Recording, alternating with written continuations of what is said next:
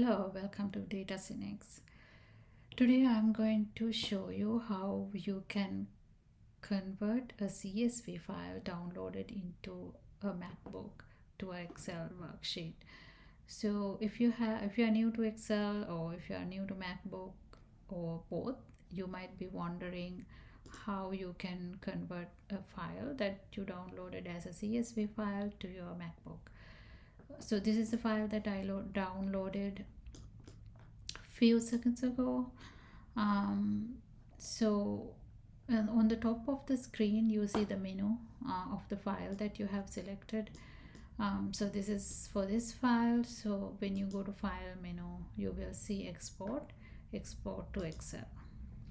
Then you will get this pop-up screen. Here you can select either Excel worksheet, one per sheet. That means this, if your CSV file has more than one sheet, you will get one tab for the sheet Excel worksheets. If you have different tables in the screen, in the CSV sheet, you will have different each tab for each table. You can use either based on your requirement, but I would do here one per sheet because I would like to see my data as same way in the CSV file. So and either way, like this one has only one table, even if I select this one, it will create one sheet for me.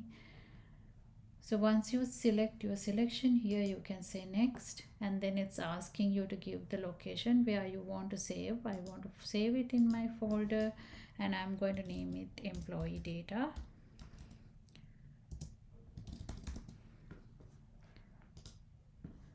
And export. So once I click on export, I got my file here into the folder which I gave the location for, and I can open the file, and here's the file. We have an Excel file now. So usually when it comes with the name of the tab, which you can delete because it will make it easier for you to process the data, add the filters and so on. So now the file is available in Excel format. You can perform your usual Excel function.